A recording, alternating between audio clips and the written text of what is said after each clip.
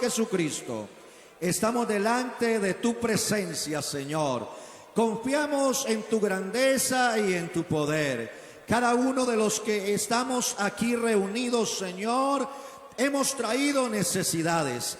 Algunos, Señor, espirituales, de restauración, otros con necesidades de salud físicas, pero creemos que tú sigues siendo el mismo, Señor. Te hemos conocido como Salvador, pero también te hemos conocido como sanador. Cada hermano que está aquí o está a lo lejos, en otro país, viéndonos a través de las redes, Señor, su necesidad la ponemos delante de tu presencia, en el poderosísimo nombre de Jesús. Amén y amén. Vamos a orar ahora por nuestro hermano David. Hermano David, vamos a orar que Dios le use. La palabra de Dios siempre llega a tiempo. Dios siempre tendrá algo importante que decirnos, hermanos. Ya Dios le ha regalado la palabra a nuestros hermanos, le ha dado la palabra en lo secreto. Él ya tiene su mensaje. Vamos a decirle al Señor que abra nuestra mente y nuestro corazón y que la palabra de Dios corra y sea glorificada. Oremos. Señor Jesucristo, estamos delante de tu presencia, Señor. Presentamos a nuestro hermano David, Señor. Tú ya le diste la palabra, oh Cristo de la gloria. Inspírale, Señor, en esta hora, Jesús. Que tu Espíritu Santo traiga a su mente, Señor, todo lo que ha estudiado. Tócanos a cada uno de nosotros. Abre nuestro corazón y aumentanos la fe para escuchar, Señor, tu palabra con fe. En el nombre poderosísimo de Jesús. Amén y amén. Dios me le bendiga, hermano David. Alabanza a Dios. Alabanza a Dios. Gloria a Jesús. Bien, hermanos, antes de saludarles quisiera invitarles para leer una porción en la Biblia para que puedan estar cómodos. Hechos de los Apóstoles. Hechos de los Apóstoles, capítulo 13, versículo 1 hasta el 5. Quiero hablarles del tema, es tiempo de misiones. Es tiempo de misiones.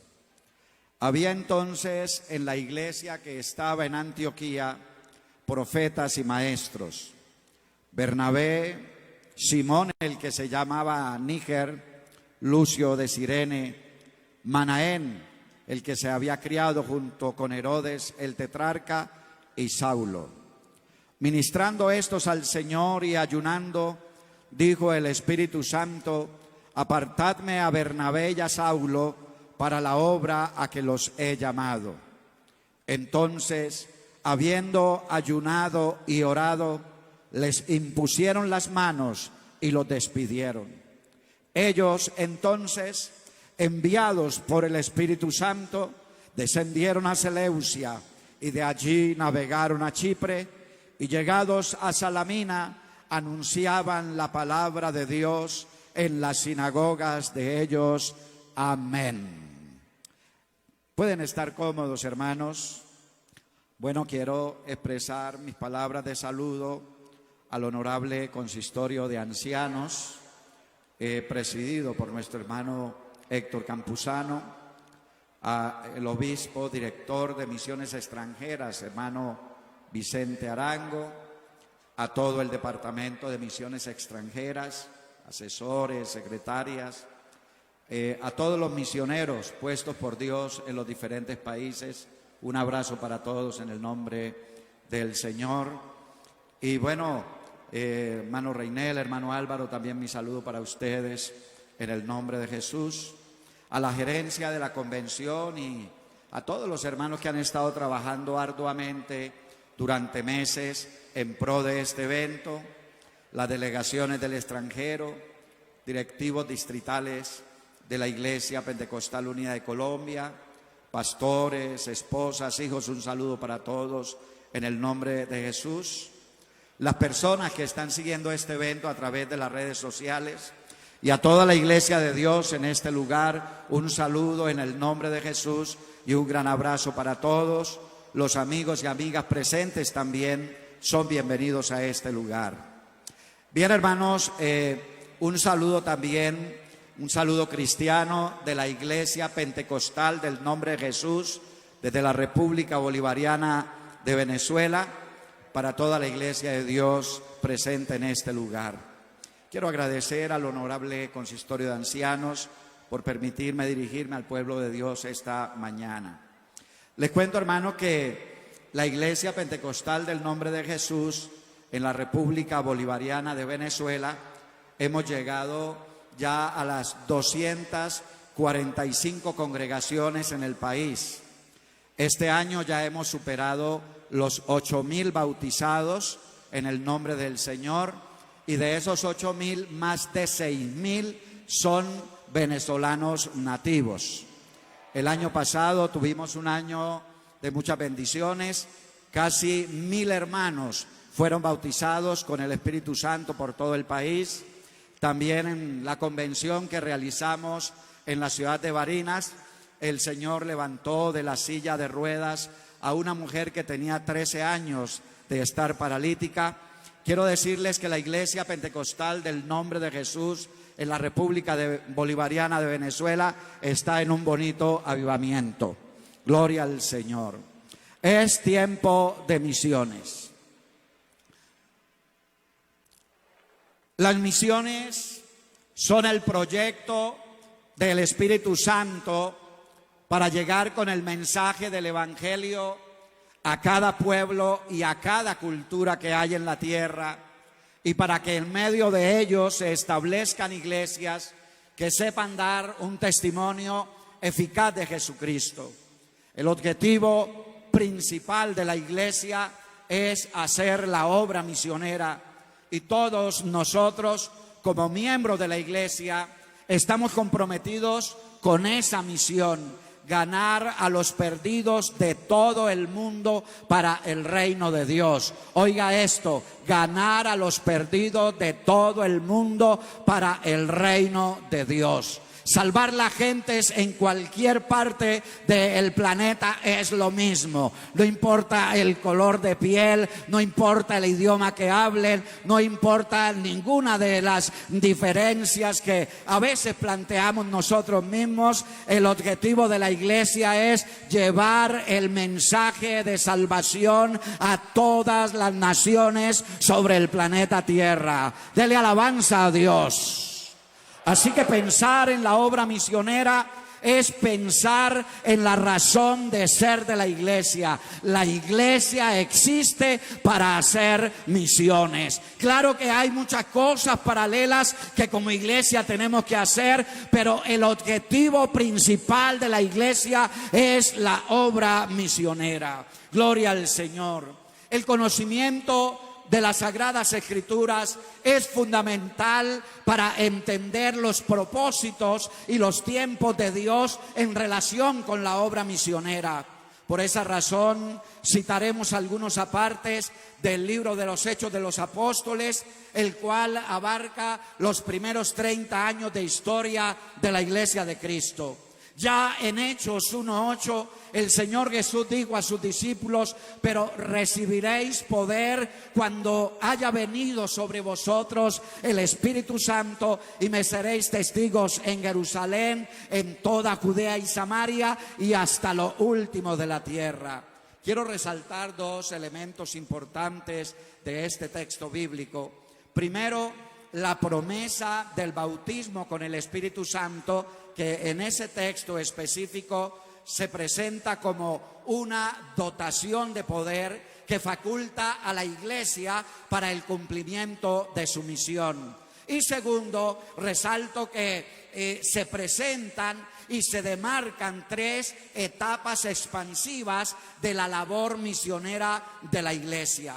La predicación del Evangelio en Jerusalén que están narradas desde el capítulo 2 hasta el capítulo 8 del libro de los Hechos, la predicación en toda Judea y Samaria, que se narra desde el capítulo 8 hasta el 12 de los Hechos, y la predicación hasta lo último de la tierra, que se narra a partir del capítulo 13 al 28 del libro de los Hechos de los Apóstoles. Así que el libro de los Hechos de los Apóstoles, en su desarrollo, plantea la labor misionera de una iglesia que va marchando de forma arrolladora, llena del poder de Dios. Y también el libro de los Hechos nos presenta un progreso constante de la iglesia hacia las misiones mundiales, es decir, Jerusalén, luego toda Judea y Samaria y hasta lo último de la tierra.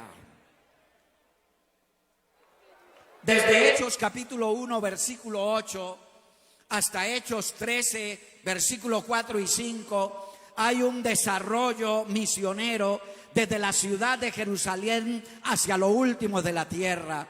Pero en ese avance es notable la poderosa y permanente intervención del Espíritu Santo, guiando y posibilitando todo ese proceso.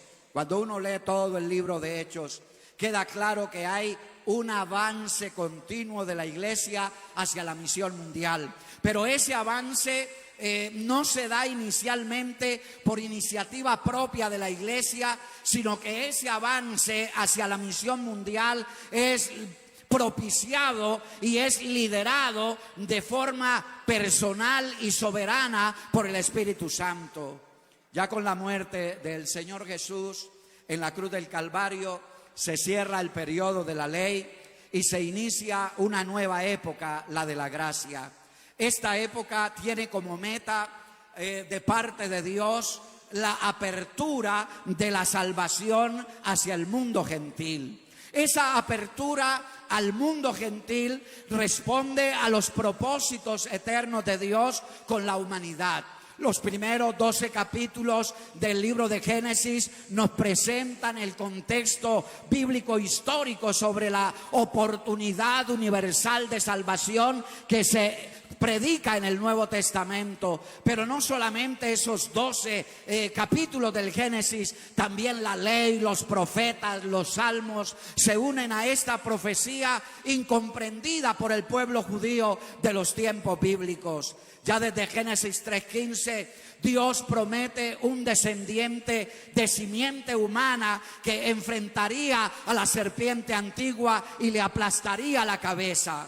La afirmación de que sería aplastada se convierte en una promesa de salvación para toda la humanidad.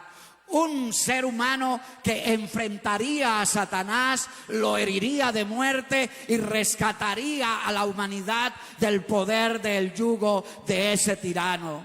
En Génesis 12:3, Jehová le dice a Abraham: y serán benditas en ti todas las familias de la tierra. Y luego en 22:18 le aclara a Abraham y le dice a través de quién será la bendición de carácter universal. En tu simiente serán benditas todas las naciones de la tierra. Y nosotros sabemos que esa simiente es Cristo Jesús, Señor nuestro. Alabanzas a su nombre.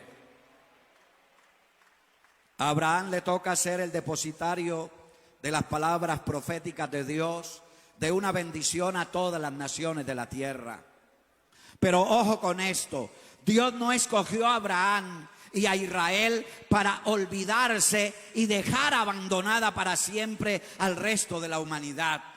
Dios escogió a Abraham, escogió a Israel, fue justamente para posibilitar y para asegurar la oportunidad de salvación a todas las familias de la tierra en la simiente de Abraham, es decir, en el león de la tribu de Judá. Gloria al Señor. Y en esta perspectiva, la elección de un hombre y la elección de un pueblo entre las naciones pues eso indica en últimas que los deseos y los propósitos de Dios eran bendecir a todas las naciones, a toda la familia de la tierra.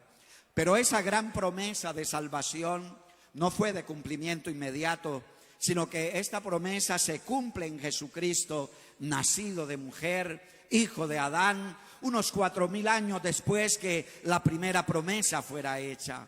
Pero venida la simiente, es decir, el Mesías prometido, y cumplido los acontecimientos proféticos de la redención en Cristo, como dice la Escritura, así está escrito, y así fue necesario que el Cristo padeciese y resucitase de los muertos al tercer día. Y Pablo dice, porque primeramente os he enseñado lo que asimismo recibí, que Cristo murió por nuestros pecados conforme a las Escrituras, y fue sepultado y resucitó al tercer día conforme a las Escrituras. Es decir, que con la muerte de Cristo en el Calvario se cierra la etapa de la ley y se reabren los tratos universales y personales de Dios con la humanidad. En esta etapa, el propósito de Dios de bendecir a toda la familia de la tierra es a través de su ungido Jesús de Nazaret, y se hace realidad ese propósito a través de la predicación del Evangelio de Jesucristo a todas las gentes en todo el mundo. Gloria a Jesús. Se establece un nuevo pacto de forma permanente, y en este nuevo pacto se establece de forma permanente y bajo juramento el sacerdocio universal según el orden de Melquisedec, del cual Jesús de Nazaret viene a ser sumo sacerdote. La Escritura dice, juró el Señor y no se arrepentirá, tú eres sacerdote para siempre según el orden de Melquisedec. Una vez cumplida la profecía y establecidos los fundamentos del nuevo pacto, Jesús le dijo a sus discípulos, id por todo el mundo y predicad el evangelio a toda criatura. El que creyere y fuere bautizado será salvo, mas el que no creyere será condenado. Y claro que extrañamente esa misión que se les propone ahora a los discípulos no era para ser desarrollada como en ocasiones anteriores entre los judíos, sino que el resucitado les presenta una nueva misión que es pasmosamente universalista y que además no encuadra en las creencias judías tradicionales. Y él les advierte y les dice, pero recibiréis poder cuando haya venido sobre vosotros el Espíritu Santo, y me seréis testigos en Jerusalén, en toda Judea, en Samaria y hasta lo último de la tierra. Dele alabanza a Dios. Dele alabanza a Dios. Es así como Lucas presenta la inauguración de la iglesia en Jerusalén con los acontecimientos de Pentecostés, diciendo, y fueron todos llenos del Espíritu Santo. Por el bautismo con el Espíritu Santo, la iglesia fue dotada de poder para llevar a cabo la misión de ser testigos del Evangelio a todas las naciones, comenzando desde Jerusalén. Ese día de Pentecostés se inicia la labor evangelística en Jerusalén, comienza el testimonio de la iglesia en esa ciudad, y los primeros creyentes proclaman el Evangelio en Jerusalén en cumplimiento del propósito divino que decía, y me seréis testigos en Jerusalén. Y uno siempre ve continuamente que los escritores, o Pablo ante todo, dice primeramente al judío y también al griego. Así que la predicación en Jerusalén es legitimada por señales, por prodigios milagrosos, dice la Escritura, y ellos saliendo predicaron en todas partes de Jerusalén, ayudándoles el Señor y confirmando la palabra con las señales que la seguían. En ese tiempo es constante el énfasis de Lucas en el rechazo de los judíos por el mensaje, rechazo que conduce e implica la necesidad de un nuevo auditorio. Si los judíos no oyen, la iglesia será empujada para ir a otros que sí oirán. A los suyos vino, los suyos no le recibieron, mas a todos los que le recibieron le dio potestad de ser hechos hijos de Dios. Alabanzas al poderoso nombre de Jesús. La labor evangelística en Jerusalén se desarrolla en medio del rechazo, oposición, persecuciones durante unos 5 o 6 años, pero allí siempre está la guía y el respaldo del Espíritu Santo que habitaba en ellos. Si ustedes se fijan, siempre aparece el templo de Jerusalén, el lugar de oración donde ellos iban, el lugar donde sucede la sanidad, el milagro de sanidad, el lugar donde el cojo sanado corría y glorificaba a Dios. Ese énfasis de Lucas en el templo simboliza que la misión es en Jerusalén. Pero hay algo que también cuidadosamente introduce Lucas en su narración, y es la participación de los judíos helenistas, lo que en algunas ocasiones él llama los griegos, que en realidad no eran griegos gentiles, sino eran judíos que habían adoptado el idioma griego, se habían amoldado algunos aspectos de la cultura griega, y se les llamaba en la iglesia y entre los judíos se les llamaba los griegos, pero en realidad eran judíos que habían nacido en la diáspora. La aparición de estos judíos helenistas entre los salvos viene a ser de gran importancia para la marcha posterior de la iglesia. Vuelvo a decirles, estos judíos helenistas que vivían y venían de fuera de Jerusalén, habían adoptado el idioma, algunas costumbres griegas, y claro, eran entonces más abiertos y más dinámicos a la hora de relacionarse con los no judíos. Los judíos helenistas llegaron a constituir un grupo importante en la iglesia, y también llegaron a ser elementos muy importantes para el avance hacia las misiones mundiales. Y es de esos creyentes judíos helenistas que surge una queja de inconformidad, la cual tiene fuerza y llega a ser oída respecto a la atención de sus viudas. Y fue así como de los hermanos judíos helenistas o griegos se escogen los primeros 7 diáconos. Y no es casual, hermanos, que uno de los diáconos sea un gentil, el cual es Nicolás, prosélito de Antioquía. No tendría que haberlo dicho Lucas. Él podría haber pasado por alto y decir sencillamente: Nicolás también llegó a ser uno de los 7 diáconos de la iglesia, pero pone un alto y dice: el cual es prosélito de Antioquía, para entender que ya desde los principios mismos de la iglesia el hombre gentil ya ingresa a formar parte del pueblo de Dios. Alabanzas a Jesús. Esteban, uno de los diáconos, también judío helenista, él predica, él es respaldado con señales, con prodigios, al igual que los 12 apóstoles del Cordero. Con la muerte de Esteban entonces se desata una terrible persecución y viene la consiguiente dispersión de la iglesia, en su mayoría compuesta por judíos helenistas. Muchos de ellos regresaron a sus lugares de origen. Y Saulo consentía en su muerte, refiriéndose a Esteban.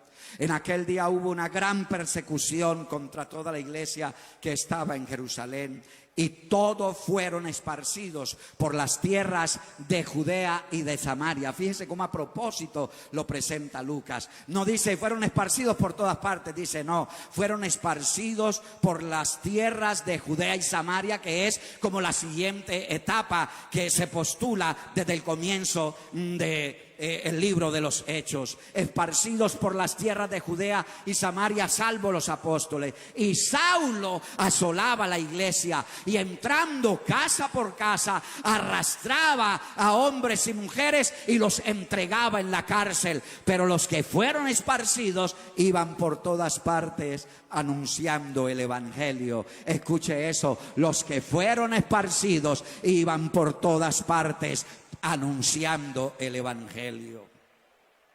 En estos primeros versículos del capítulo 8 se da por concluida la primera etapa de la misión y se ingresa en la segunda, es decir, toda Judea y Samaria.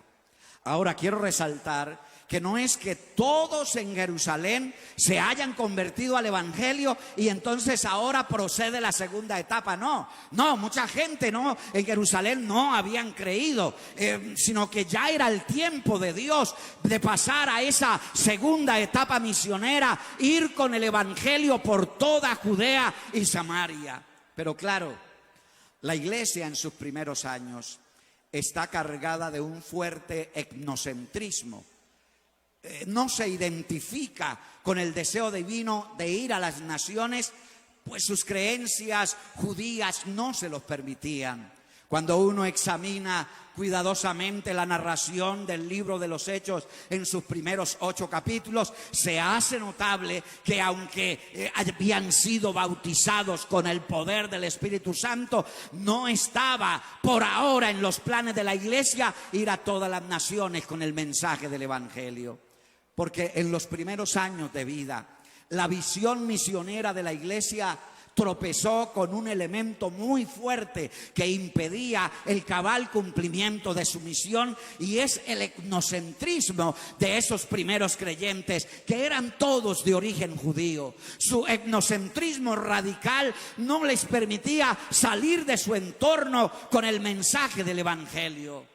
Entendemos por etnocentrismo aquella actitud de un grupo humano que consiste en atribuirse el puesto central como el núcleo del mundo con respecto a los demás grupos. El etnocentrismo hace que valoremos exagerada y positivamente las propias realizaciones de lo nuestro, de nuestra etnia, nuestra nación y sus particularidades frente a los otros que son diferentes. Así que el etnocentrismo consiste de alguna manera en repudiar las formas culturales que son diferentes y alejadas a las nuestras. Los griegos hablaban de bárbaros a todo aquel que fuese extranjero, y los judíos hablaban de gentiles a todos los que no eran de origen judío. La palabra tecne es las gentes, pero entre nosotros la palabra gentil pues es de uso común, pero para los judíos era una palabra despectiva. Los gentiles, las gentes. El etnocentrismo tiene 2 vertientes. Por un lado es positivo, porque mantiene la cohesión social de los grupos y la lealtad de los miembros a ciertos principios. Pero en segundo lugar, hay un cierto etnocentrismo radical, negativo, que puede conducir a actitudes y fenómenos como el nacionalismo, el racismo, el clasismo social, el clasismo religioso. Vean a la mujer samaritana actuando de forma etnocéntrica con Jesús de Nazaret. Vino una mujer de Samaria a sacar agua y Jesús le dijo: dame de beber. La mujer samaritana le dijo: ¿cómo tú, siendo judío, me pides a mí de beber, que soy mujer samaritana? Porque judíos y samaritanos no se tratan entre sí. Eso es etnocentrismo. El Señor rompe con eso. Él le dice: en cambio, mujer, si tú me hubieras pedido a mi agua, yo sí te hubiera dado agua de beber, pero un agua distinta a la que sacas de ese pozo, un agua de si alguno tomare de esa agua que yo le doy, no volverá a tener sed jamás. Gloria al Señor Jesucristo.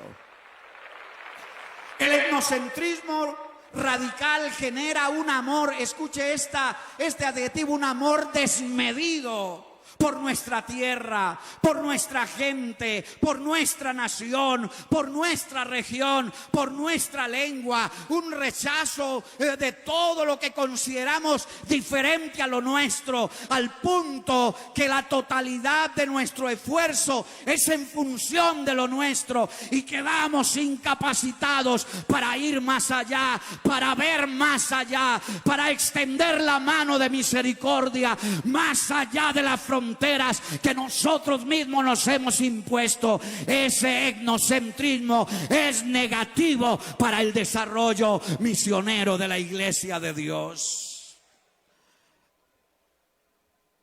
Entonces los que se habían reunido le preguntaron diciendo: Señor, ¿restaurarás el reino a Israel en este tiempo? Ellos no pensaban en otra cosa, sino en sí mismos.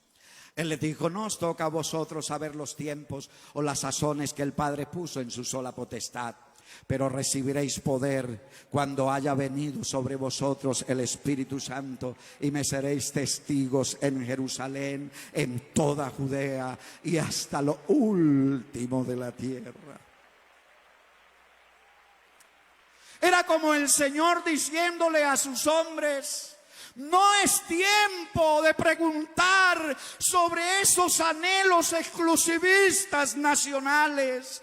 Váyanse enterando que hay un propósito divino de más envergadura y más trascendental que la mera restauración del pueblo judío. Es una misión más grande, la de predicar el evangelio de Jesucristo en todas las naciones de la tierra. Gloria a Jesús.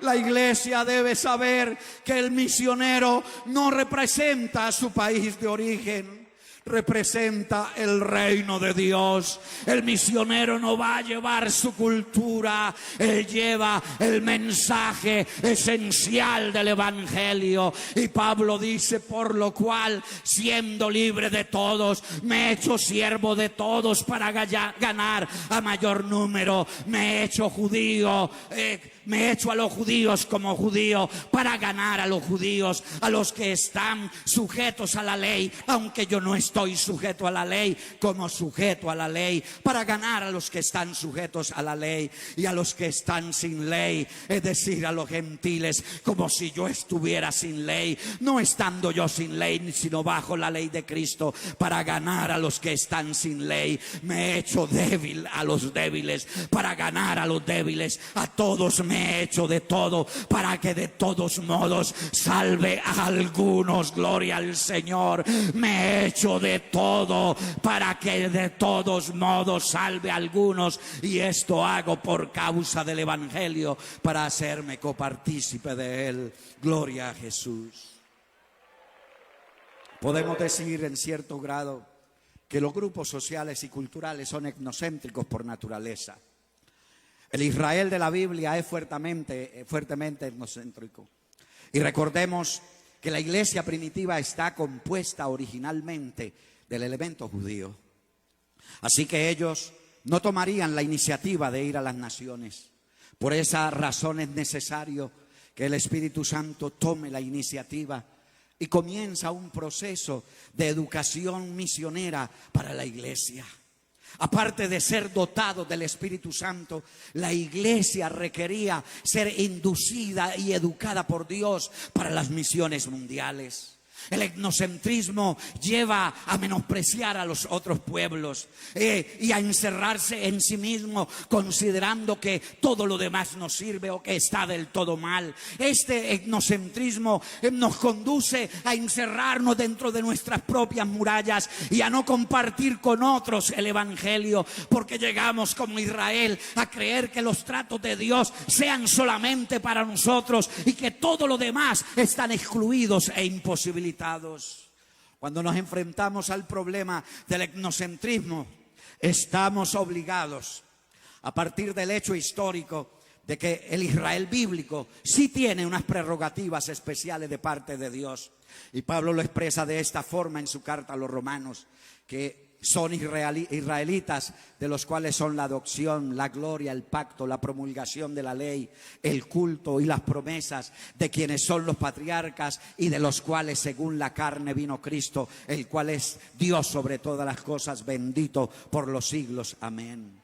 Claro que esas prerrogativas los llevaron a considerar que todas las demás naciones de la tierra estaban olvidadas de Dios. Por tanto, acordaos de que en otro tiempo vosotros los gentiles, en cuanto a la carne, erais llamados incircuncisión por la llamada circuncisión hecha con mano en la carne. En aquel tiempo estabais sin Cristo, alejados de la ciudadanía de Israel, ajenos a los pactos de la promesa, sin esperanza, sin Dios en el mundo. Vosotros que en otro tiempo estabais lejos. Judíos y gentiles eran dos pueblos irreconciliables, tenían murallas de separación entre sí, llenos de enemistades históricas. Es verdad, los gentiles estábamos muy, pero muy lejos de Dios y no teníamos franca entrada en el reino de Dios. Éramos extranjeros, éramos advenedizos y por esa razón les era incomprensible e intolerable a esos primeros cristianos judíos que a los abominables gentiles también debieran predicarles el mensaje del evangelio de Jesucristo.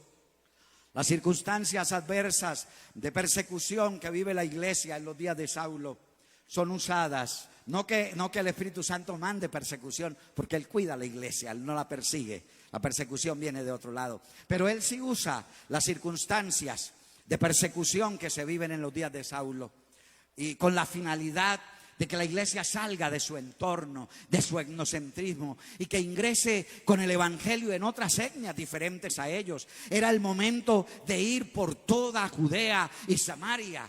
Pero por su parte los esparcidos pasaban anunciando las palabras de buenas nuevas y Felipe, bajando a la ciudad de Samaria, les proclamaba a Cristo.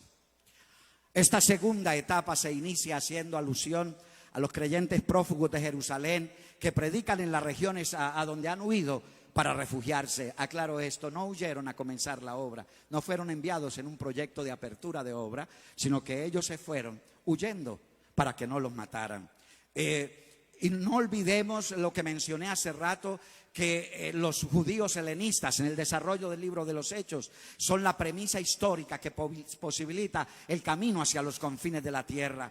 Porque ya dijimos que ellos habían logrado vencer muchos prejuicios de las tradiciones y del culto hebreo y con más facilidad se relacionaban con no judíos. Felipe el diácono, que es judío helenista, él inicia la predicación en Samaria y lo asombroso es que su disertación va acompañada de señales y prodigios.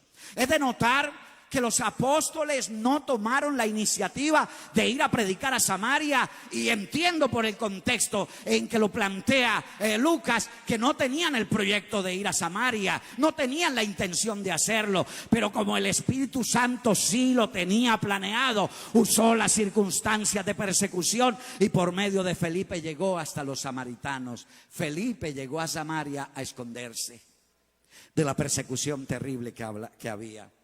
Y los apóstoles solo fueron después de oír lo que ya el Espíritu Santo estaba haciendo entre los samaritanos.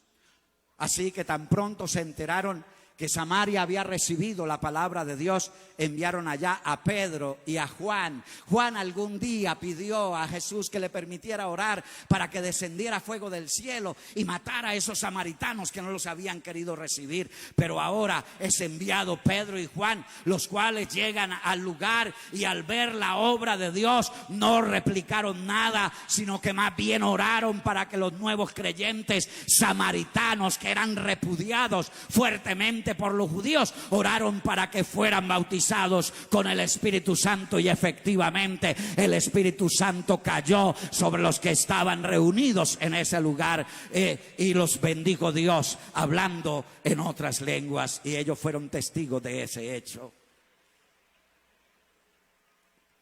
Al ser los samaritanos bautizados con el Espíritu Santo, se entendía que quedaba legitimada por Dios la misión de Felipe entre ellos. Ahora Pedro y Juan superando sus prejuicios raciales y religiosos, en obediencia al Espíritu Santo, anunciaron el Evangelio en muchas poblaciones de los samaritanos antes de volver a Jerusalén. Y de Felipe la Escritura sigue diciendo: pero un ángel del Señor habló a Felipe diciendo: levántate y ve al sur, al camino.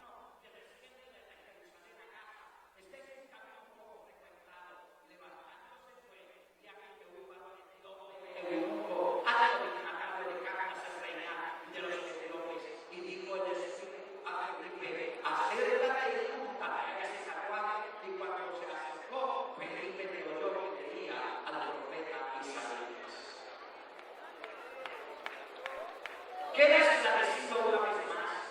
Que la acción de Felipe entre los gnósticos es iniciativa de Dios, no es iniciativa del evangelista. También hay que resaltar, es decir, la obediencia inmediata de Felipe al mandato del Espíritu Santo.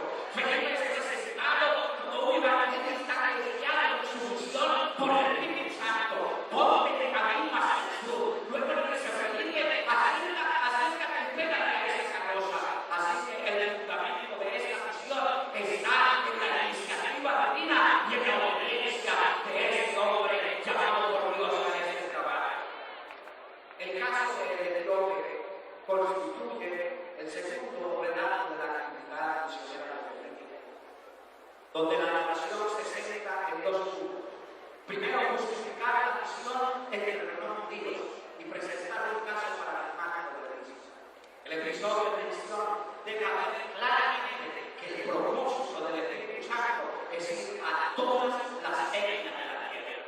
Y aquí Dios escoge a un Dios, o sea, que un hombre de piel negra proveniente de la lejana África para demostrar que el Evangelio no hace acepción de personas. El hombre había viajado casi 4.000 kilómetros para adorar a Jerusalén. Pero Lucas, el escritor, acentúa aún más el caso cuando a propósito menciona que el Etíope era el grupo, es decir, un hombre cultivado, casado, razón por la cual estaba excluido de la congregación judía. El eunuco era temeroso de Dios y había viajado miles de kilómetros hasta Jerusalén para adorar. Pero la verdad es que hacerse proceso judío. Y ahora regresaba un tanto decepcionado y confundido, leyendo las escrituras sin entender. Fue revolcado obviamente, pero ser asesinado en el turno. Después del encuentro con Felipe, hay una indicación por parte de Felipe al Etíope. Y el texto dice: de forma literal, le evangelizó a Jesús. Es decir, le dio a conocer las buenas nuevas de Jesús. Y el Etíope quedó impresionado por el mensaje del Evangelio y pensando en los impedimentos que había tenido para poder formar parte de la congregación de Israel, él dice: ¿qué impide que yo sea bautizado? ¿Existen a estas alturas algún impedimento para la misión entre nosotros los gentiles paganos? Porque el etíope tuvo impedimentos para ser aceptado en la religión judía. Allí no fue admitido y por eso pregunta si hay algo que le impida ser bautizado. Y la respuesta de Felipe no tiene nada que decir en cuanto a raza, a nacionalidad, a mutilación física, ni a cualquier otra consideración de naturaleza externa, artificial o superficial. La única evidencia que Felipe busca es la fe de este hombre en Jesucristo, Él como su Señor y su Salvador. Bendito sea el nombre de Jesús, bendito sea el nombre de Jesús. Si crees de todo corazón, bien puedes. Y respondiendo dijo: creo que Jesucristo es el Hijo de Dios.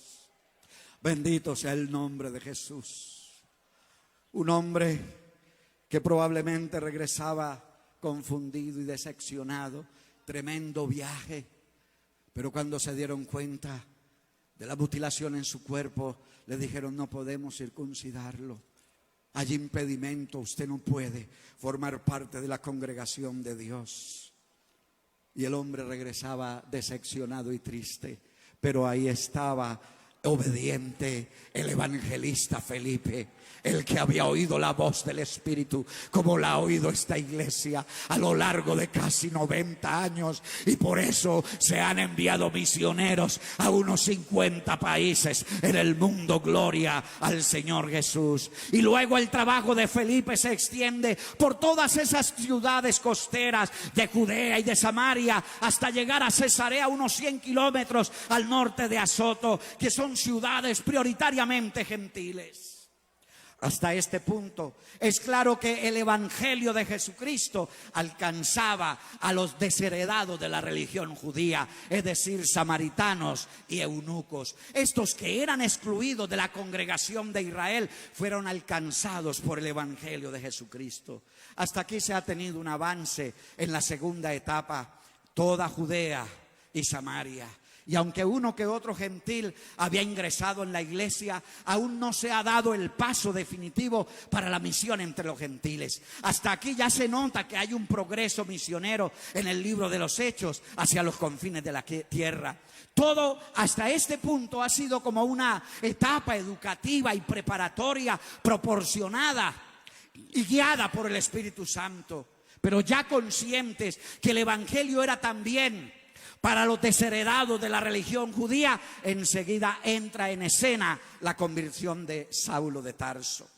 Saulo es clave en ese proceso misionero de llegar con el mensaje de Jesús hacia lo último de la tierra. Saulo fue elegido y llamado por el Espíritu Santo para ser apóstol a los gentiles. Así que Pablo, una vez bautizado en el nombre de Jesús y lleno del Espíritu Santo, inicia la predicación en el lugar donde se encontraba, allí en Damasco, donde casi lo matan. Entonces huyó a Jerusalén, y cuando llegó a Jerusalén pues trataba de juntarse a los discípulos, pero todos le tenían miedo porque sabían que este hombre perseguía a la iglesia, respiraba amenazas y muerte contra la iglesia, y no creían que se hubiera convertido al Señor. Así que nadie se le juntaba por temor. Pero gracias a Dios por el anciano Bernabé, un hombre respetado en Jerusalén, escuchó a Pablo, le creyó, lo recomendó con los apóstoles. Me lo imagino diciéndole, el hombre me contó su testimonio, cómo él perseguía a la iglesia, como todos lo sabíamos, pero cómo el Señor le salió en el camino, cómo le habló, cómo fue bautizado, cómo le fue dada la vista de nuevo. Y entonces dice la Biblia que le aceptaron entre ellos, y entraba y salía con los apóstoles. Pero allá en Jerusalén también intentaron matarlo. Una vez convertido, el principal perseguidor de la iglesia, la Biblia dice que las iglesias tenían paz por toda Judea, Galilea y Samaria. Es un lapso como entre 6 y 7 años. Y eran edificadas andando en el temor del Señor, y se acrecentaban fortalecidas por el Espíritu Santo. Estamos hablando de esa segunda etapa expansiva, toda Judea, Galilea y Samaria. También el texto sagrado narra cómo Pedro va visitando las congregaciones, vino a los santos que estaban en Lida.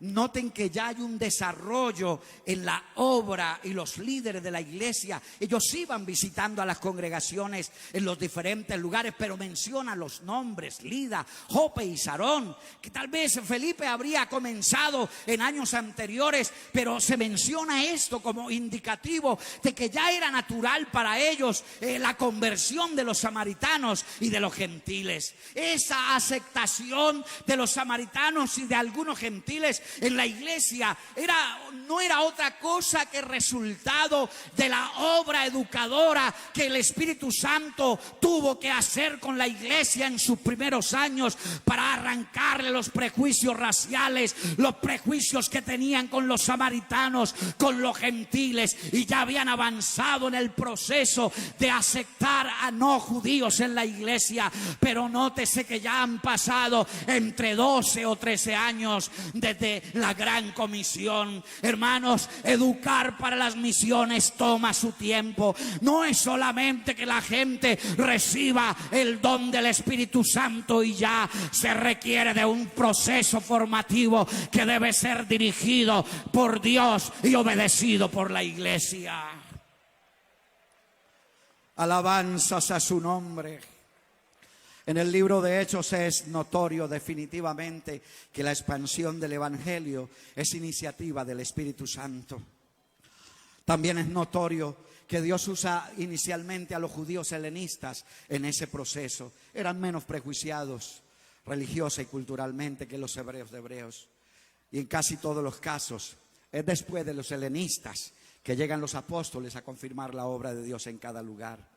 Esa iniciativa del Espíritu Divino los va convenciendo, me refiero a la iglesia y a sus líderes del primer siglo, que Dios no hace acepción de personas.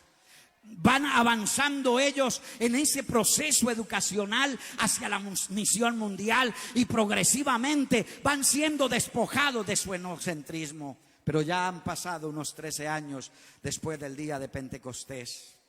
Ahora hay creyentes por toda Judea, Galilea y Samaria, como indicativo de que la iglesia había logrado avanzar en el proyecto misionero del Espíritu Santo en su segunda etapa, pero aún faltaba la expansión hacia lo último de la tierra.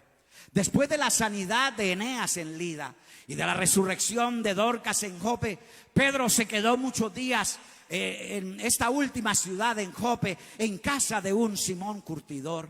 El oficio de curtir pieles era considerado impuro por los judíos. Sin embargo, Pedro se hospedó en esa casa.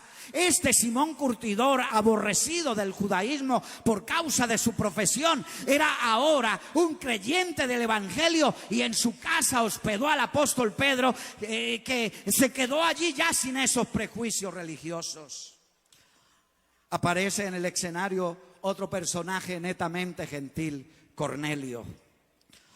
Lo acontecido en la casa de Cornelio da un giro a la iglesia en cuanto a las misiones mundiales. No olvidemos que la iniciativa de llevar a Pedro a casa de un gentil la tomó fue el Espíritu Santo. No es que los apóstoles dijeron, bueno, ya es tiempo de entrar con el evangelio entre los gentiles. No, ni Pedro ni los otros líderes tenían ese proyecto misionero entre sus objetivos. Ellos no iban a contaminarse hablando con paganos impuros, gentiles, paganos e impuros.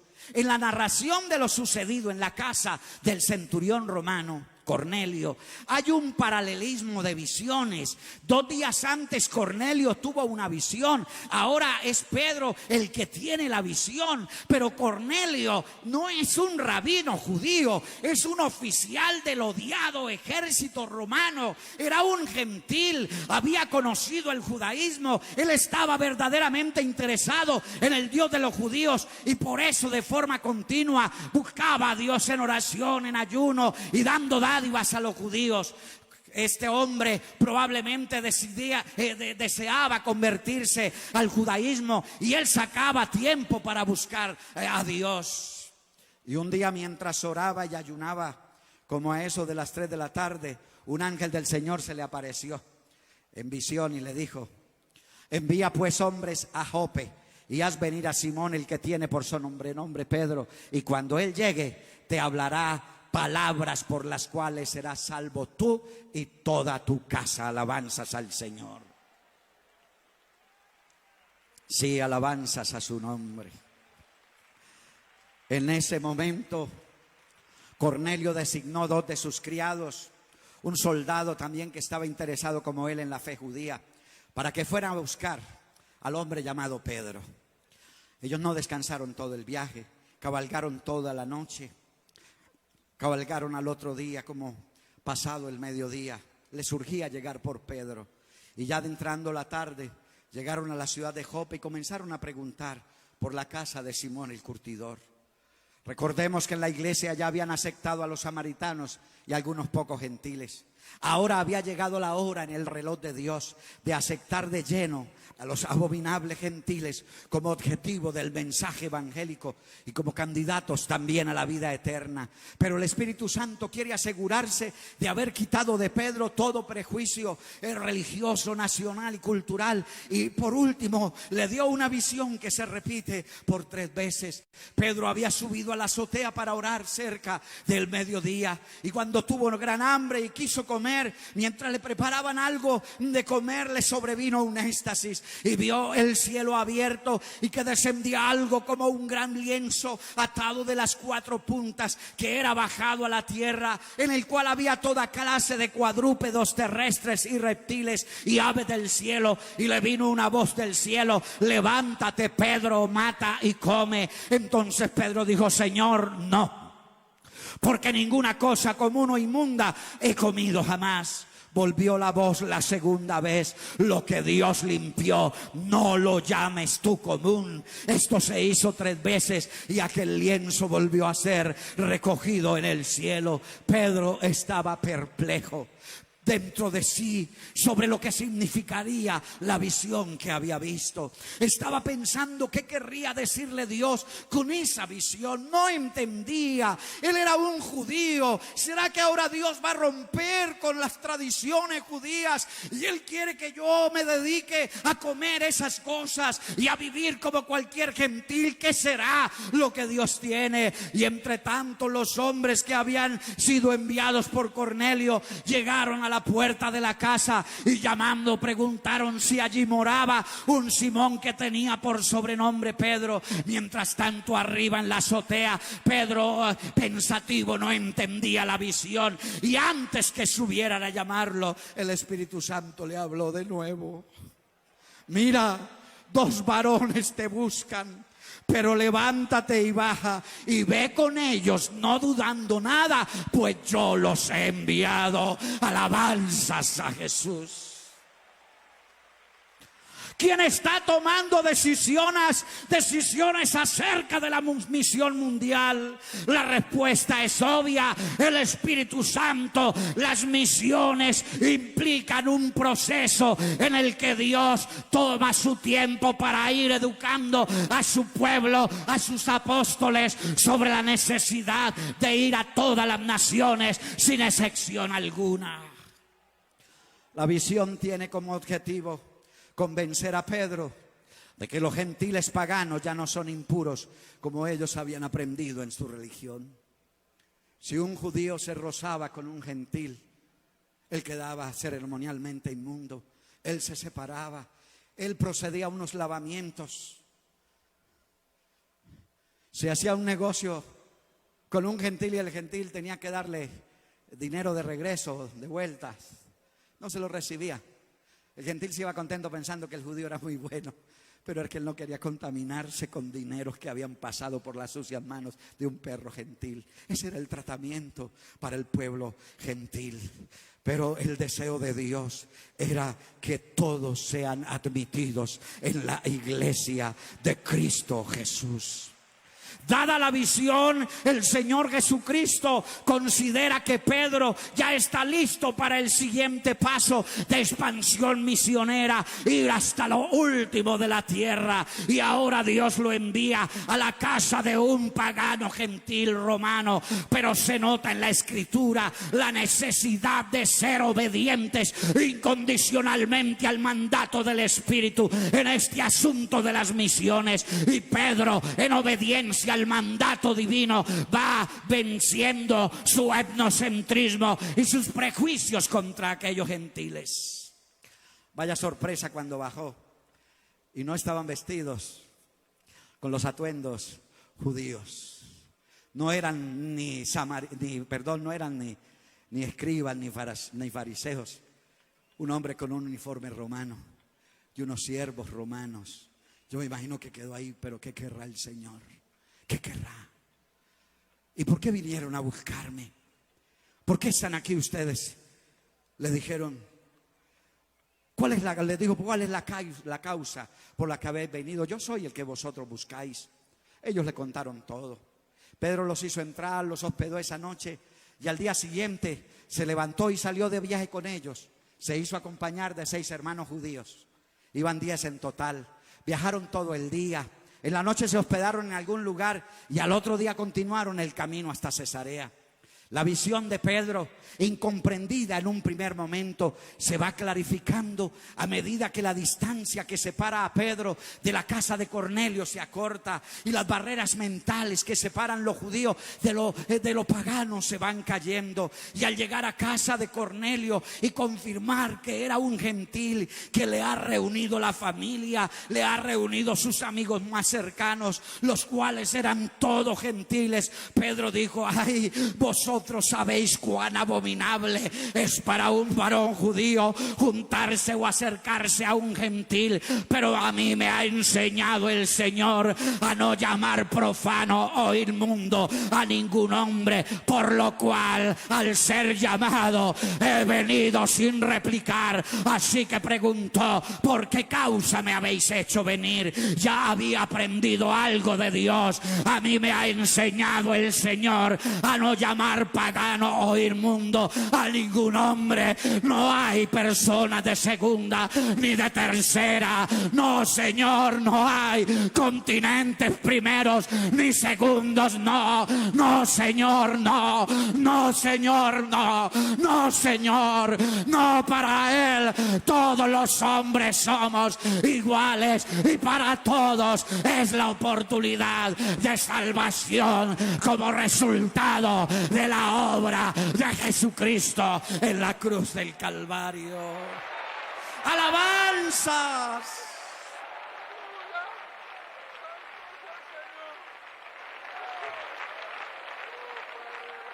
Pedro estaba conmovido por todo aquello. En verdad me percato que Dios no hace acepción de personas. Y les predicó a Cristo.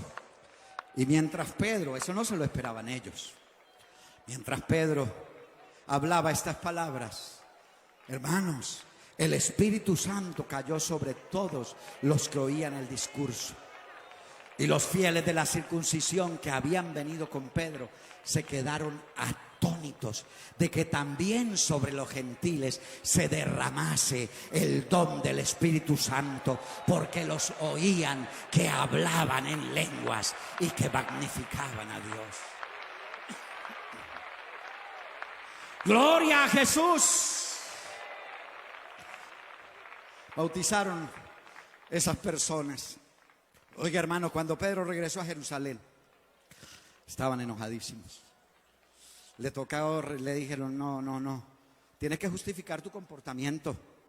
No es admisible que un hombre de la talla tuya, Pedro, se vaya a mezclar con impuros gentiles, que te metiste en la casa de un soldado romano y que le predicaste a puros gentiles y que los bautizaste en el nombre de nuestro propio Mesías.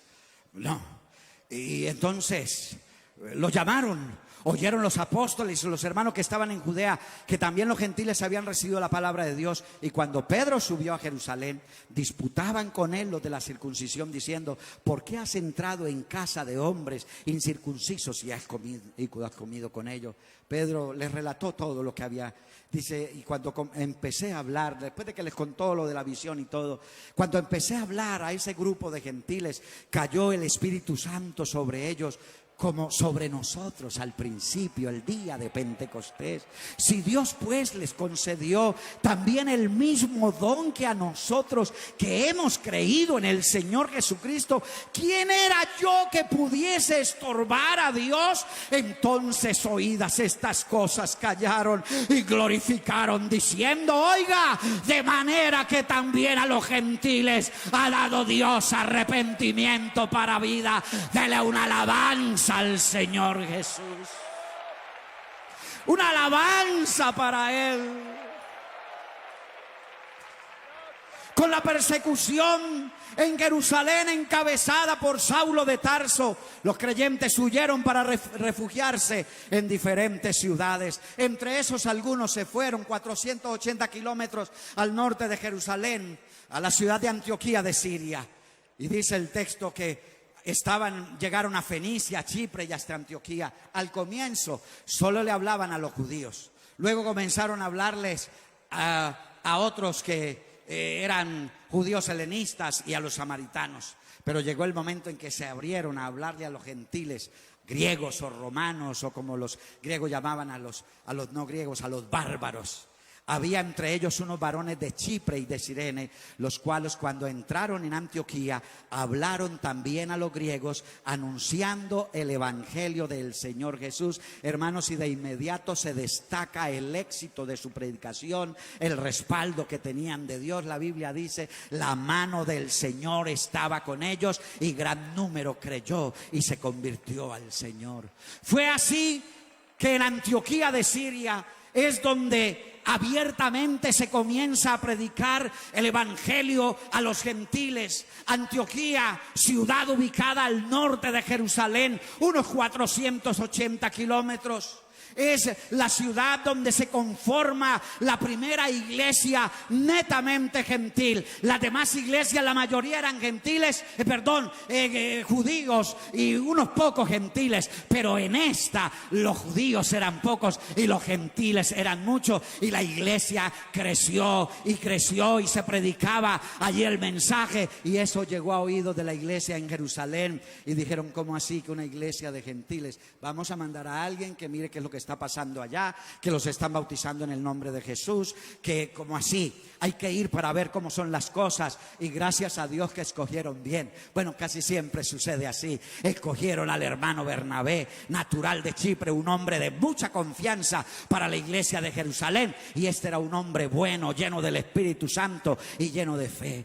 Él viajó esos 480 kilómetros, llegó a Antioquía, a esa iglesia de puros gentiles, y el hombre quedó extasiado cuando vio la obra de Dios. Le dijo: ay, hermanos, esto es de Dios, sigan perseverando en lo que han creído. Y en vez de regresarse con quejas amargas para Jerusalén, se quedó pastoreando la iglesia. Y después de un tiempito se acordó de un muchacho, Saulo, que hacía como 10 años o 11 años atrás le había dicho que Dios lo llamó para los gentiles. ¿Dónde estará ese muchacho? ¿Será que todavía tiene viva esa llama? ¿Todavía tiene ese llamado hacia los gentiles? ¿O ya se habrá olvidado de eso? La llama misionera no se extingue. La llama misionera, con el paso de los años, lo consume más a uno. ¡Oh, gloria a Dios! Y entonces viaja 200 kilómetros a Tarso, preguntando por ese hombre llamado Saulo. Me imagino que habló con él y luego le dijo: bueno, estoy pastoreando una iglesia de puros gentiles, ¿usted no se va conmigo? Y se lo llevó de ayudante para Antioquía de Siria, y la iglesia fue prosperada tremendamente, gloria al Señor. Y un día, mientras la iglesia gentil oraba y ayunaba, el Espíritu Santo dijo: apartadme a Bernabé y a Saulo para la obra a la que los he llamado. Gloria al Señor, gloria al Señor. El Espíritu Santo habló a la iglesia de forma imperativa: separadme ya a Bernabé y a Saulo para la obra a que los he llamado. Es como decirlo: iglesia, déjenlos a mi total disposición, pónganlos aparte de inmediato, ya no me los ocupen más en los oficios de la iglesia local, déjenlos libres, pero porque los necesito, pero ya sepárenlos, apártenlos para mí. De manera soberana e imperativa, Dios ha elegido a Bernabé y a Saulo para la obra, para un trabajo específico, para una tarea: ir con el evangelio hasta los confines de la tierra, llegar con el mensaje del evangelio a todas las etnias y a cada persona en cada lugar. Saulo había sido escogido desde su misma conversión, y es evidente que es allí, en Antioquía de Siria, donde nacen formalmente las misiones mundiales, y nacen en una decisión soberana del Espíritu Santo, porque las misiones son el proyecto divino para la evangelización de todas las naciones en la tierra. Dios los llamó, la iglesia los reconoció ese llamado, la iglesia actuó en consecuencia con ese llamado. Dice: entonces, tras ayunar y orar e imponerle las manos, los despidieron. detuvieron. Ante el llamado del Espíritu Santo en la iglesia de Antioquía no hay reproches. ¿Cómo que se los va a llevar, Señor? Si ese susto que teníamos cuando llegó Bernabé y luego vino a ser una consolación para la iglesia, y llega Saulo y llegan otros líderes y esto se pone tan hermoso, y ahora que estamos en el mejor momento, ¿cómo es que te los vas a llevar? No, Señor, no hubo ninguna clase de reclamos ni de reproches. Hay una identidad de la iglesia con el llamado del Espíritu Santo a los misioneros, y dice que tras orar, ayunar y orar e imponerle las manos, los despidieron. Los despidieron, no es que les dijeron adiós, literalmente dice, los soltaron. Es decir, la iglesia no los detuvo, la iglesia los desligó de toda responsabilidad y les abrieron el camino para que marcharan. Todos los compromisos que ataban a Bernabé y a Saulo a la iglesia local fueron disueltos y quedaron a disposición del Espíritu Santo, y los dejaron marchar. No los detuvieron, no les estorbaron, sino que les facilitaron las cosas para salir fuera. Gracias, hermano del consistorio. Gracias, iglesia en Colombia, porque se han alineado al llamado de Dios y han apoyado a cada uno de nosotros. Estuve en Argentina casi 9 años, 4 años ahora en la República Bolivariana de Venezuela, y allá ha estado el consistorio y allá ha estado la iglesia en Colombia pendiente de sus misioneros por todo el mundo. Gloria a Dios, gloria a Dios, gloria a Dios. Y creo que casi la mayoría de los que estamos en la obra misionera teníamos compromisos en el distrito, en esto, en aquello. Pero cuando el Señor nos llamó, entonces esta sabia iglesia y nuestros apóstoles nos desligaron de todo y nos dijeron, bueno, váyanse, pero no nos mandaron con las manos vacías. ¡Oh, gloria a Dios! ¡Gloria a Dios! ¡Gloria a Dios! Ellos pues por su parte, es decir, Bernabé y Saulo, ahora ya quedan libres. Ya sale la iglesia del contexto del llamado y quedan ellos a disposición. Ahora el asunto es si ellos irán o no irán. Pero el texto dice, ellos por su parte, ellos tomaron la decisión correcta. Pablo era consciente, soy deudor a todos, y ay de mí si no anunciar el evangelio. Es una deuda, es una obligación, es el llamamiento divino y soberano el que impone esa necesidad, y de parte de ellos, misioneros, les correspondía asumir el llamado, y eso está representado en la actitud de obediencia y sumisión a la guía del Espíritu, que implicaba dejar el calor y la seguridad de la iglesia madre y salir en cumplimiento de una misión. Entonces, dice el texto sagrado, enviados por el Espíritu, descendieron a Seleucia. La iglesia es consciente que los misioneros los llama Dios y los envía Él a la obra misionera, y la iglesia está allí para apoyar la iniciativa divina. El Espíritu Santo llama, el Espíritu Santo envía a sus misioneros, pero algunos, interpretando mal eso, no, a uno lo envía es el Espíritu, se han querido desligar del cuerpo, se han querido salir de la cobertura de autoridad, y yo me voy por cuenta mía, ¿qué me importa lo que digan ahí? Dios me llamó. No, Señor, no es así como funciona en las sagradas Escrituras. ¿Cómo pues irán si no fueren enviados? Gracias al Señor, porque hemos sido enviados a las naciones. Alabanzas al nombre de Jesús.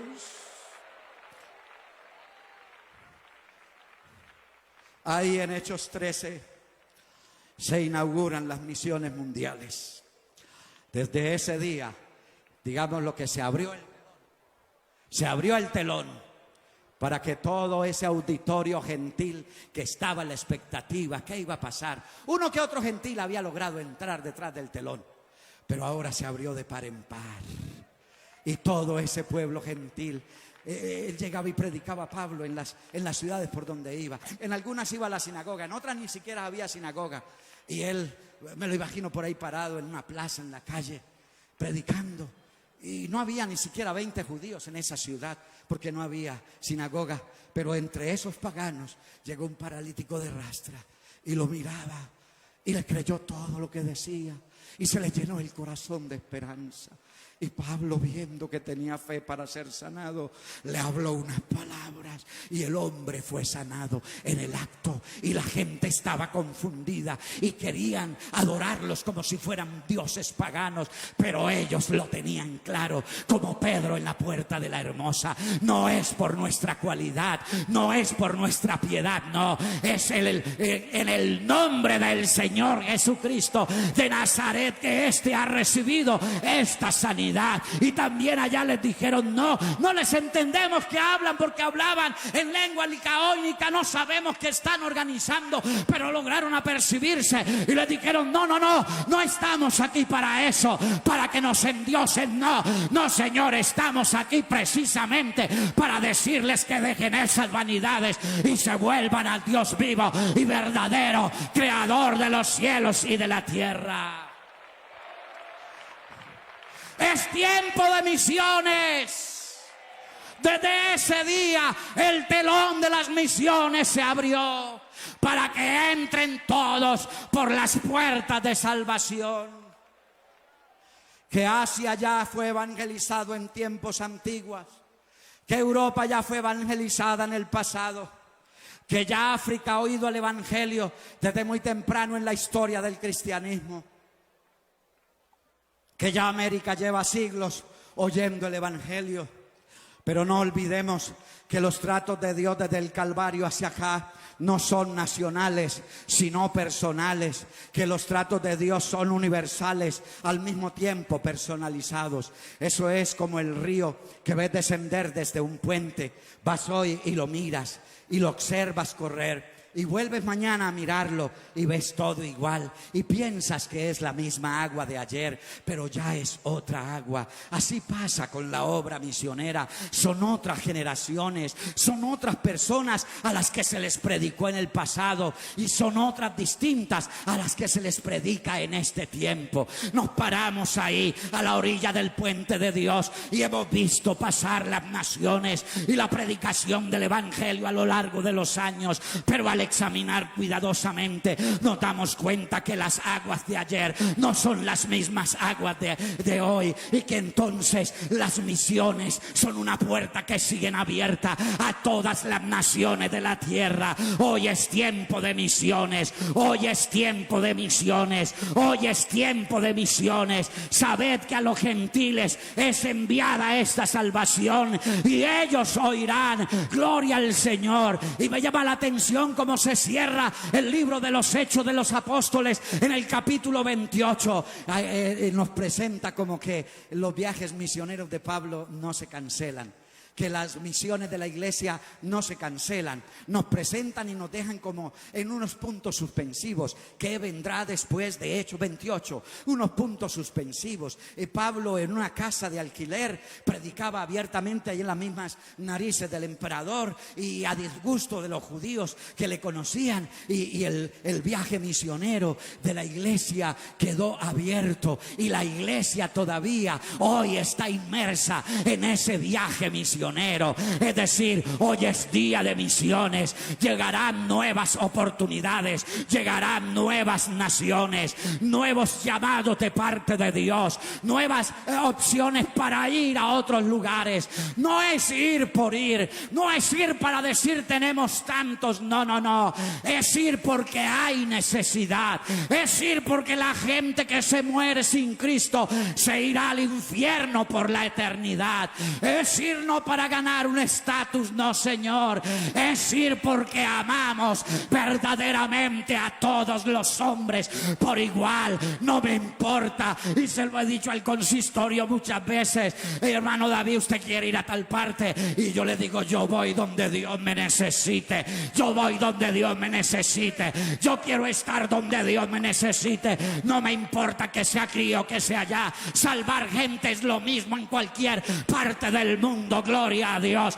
Y esa es la misión de la iglesia: llevarles el mensaje y ganarlos para Cristo. Colóquese en pie y les quiero invitar a dar un aplauso de agradecimiento a Dios por esa gran puerta que nos abrió a nosotros los gentiles para que tuviéramos franca entrada en el reino de Dios. Ya no tenemos que judaizar, ya no tenemos que circuncidarnos, ya no tenemos que guardar las prescripciones de la ley. No, Señor, la fe en Jesucristo, la obediencia a su palabra ha conformado una iglesia de gentiles poderosa en todo el mundo. Yo quisiera escuchar más ese aplauso para Dios. Sí, para Él, como un acto de adoración, como un acto de gratitud, como un acto de reconocimiento. Estábamos lejos, ahora somos cercanos. Antes no éramos pueblo, ahora somos pueblo. Antes no teníamos promesas, ahora todas las promesas son en Él, sí y amén. Oh, gloria a Jesús, alabanza.